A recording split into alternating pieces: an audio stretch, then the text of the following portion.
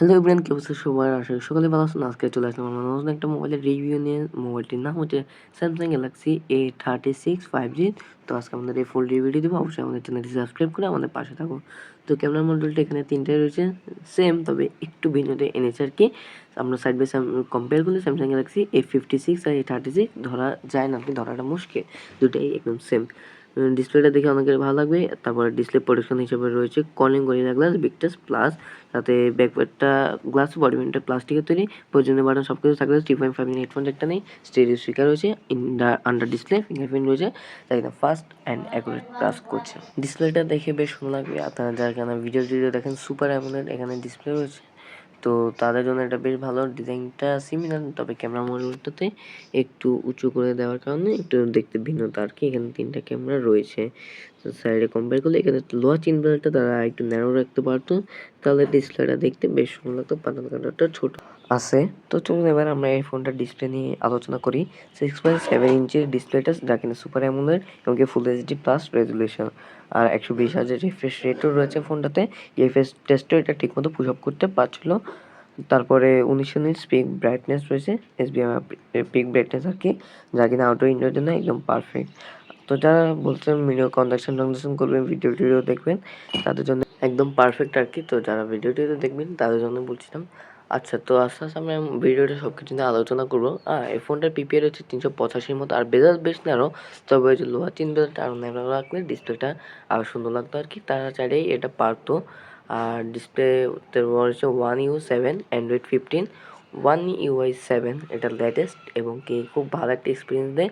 যারা কিনা স্যামসাং লাভার রয়েছেন তাদের জন্য এটা বেশ ভালো। প্রসেসর হিসেবে রয়েছে কলকাম স্ন্যাপড্রাগন 6 Gen 3, যা কিনা মোটামুটি একটা স্কোর দেয়। তবে এই বাজেটের ভিতরে আমি মনে করি এটা একদমই পারফেক্ট না, না বললেই হ্যাঁ না।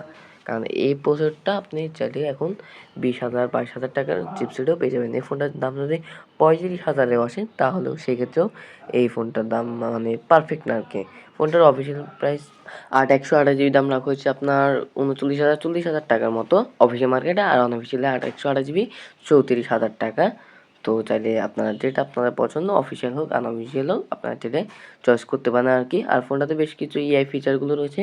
এআই ফিচারগুলো অনেক কাজে, আমরা জানি এইসব ক্ষেত্রে স্যামসাংয়ের এইসব ফোনগুলো অনেক ভালো হয়, মানে খুব স্মুথ। তাদের এই যে 1UI7 এটাতে বেশ ভালো একটা ইউজার এক্সপিরিয়েন্স পাওয়া যায়। অ্যাপ ওপেনিং ক্লোজিং টাইম একদম পারফেক্ট ছিল। A56 থেকে সাইড বাই সাইড কম্পেয়ার করে একটু মনে হবে। IP16 হয়েছে, আবার IP67, সেটা নিয়ে আস্তে আস্তে বলছি। তবে এই প্রসেসরটা এই দামে মানা যায় না আর কি, যেটা আমরা বলছিলাম। তো কিছু ব্লুটুথ ল্যাপটপ থাকতে পারে, ওগুলো ইনস্টল করে দেবে। আর এই প্রসেসরটা অবশ্যই এই জায়গায় দেওয়া হয় না, এটা নিয়ে আমার কমপ্লেন থাকছেই। তো ফোনটার ডিজাইনটা এমনি বেশ সুন্দর, দেখতে ভালো লাগে। আপনার চাইলে ডিজাইনটা পছন্দ হতে পারে যারা স্যামসাং লাভার রয়েছেন।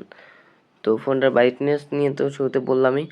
আর হ্যাঁ, ফোনটার আরও বেশ কিছু খারাপ দিক দুই একটা রয়েছে, যেগুলো নিয়ে আমি আস্তে আস্তে আপনাদের সাথে আলোচনা করব। আর ফোনটাতে যে স্টিরিও স্পিকার হচ্ছে, যার সাউন্ড কোয়ালিটি অনেক ভালো এবং কি খুব ভালো একটা সাউন্ড কোয়ালিটি দেয় আর কি। আর স্ন্যাপড্রাগন 6 Gen 3 দিয়ে খুব আহামরি হিট জেনারেট হয় না ফোনটা। ক্যামেরাতে 50 megapixel main sensor, 8 megapixel ultrawide shooter রয়েছে, 5 মেগাপিক্সেল মাইক্রো শুটার। ছবি স্যাম্পলগুলো আপনার কাছে কেমন লাগবে অবশ্যই জানাবেন। 4K 30 fps ভিডিও রেকর্ডিং করতে পারেন, ভিডিও আপনি চাইলে কাজে লাগাতে পারবেন। ব্যাটারিতে রয়েছে তাদের আবার 5000 mAh ব্যাটারি, এই জায়গায় তারা পিছিয়ে পড়ছে আর কি। এখন অনেকে 6000 6500 7000 mAh ব্যাটারি দিচ্ছে। সাথে একটা 45 ওয়াটের সাপোর্ট রয়েছে, কেবল রয়েছে, তবে চার্জারটা তারা বক্সে দিচ্ছে না, চার্জারটা আপনাকে আলাদা করে কিনে নিতে হবে আর কি।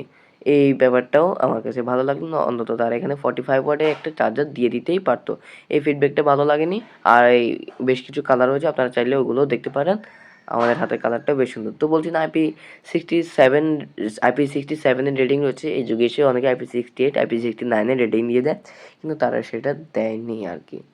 তো কয়েকটা তো বললামই, অনেক জায়গায় তারা চাইলেই কম্পেয়ার করে দিতে পারতো, তবে সেই ক্ষেত্রে তারা সেটা করেনি। এখানে অনেক ইমপ্রুভমেন্টের জায়গা রয়েছে। 5000 mAh মোটামুটি আপনি 7 ঘন্টার মতো ব্যাটারি ব্যাকআপ পেয়ে যাবেন, ভালো ব্যাটারি ব্যাকআপ পেয়ে যাবেন। আর আপনারা এই প্রজেক্টটা দিয়ে হেভি লেভেলের মানে ওই লেভেলের গেমিং করতে পারবেন আর কি। এখানে তারা একটু ভালো একটা চিপসেট ইউজ করার দরকার ছিল। মোটামুটি গেমিং করতে পারবেন, ফ্রি ফায়ার ভালো একটা প্লে করতে পারবেন। ফ্রি ফায়ার যে খারাপ প্লে করবেন তা না। তো ফোনটা আপনার কাছে কেমন লাগলো অবশ্যই কমেন্ট করে জানাতে ভুলবেন না। ভালো থাকবেন, সুস্থ থাকবেন, দেখা হচ্ছে নতুন কোনো একটা ভিডিওতে।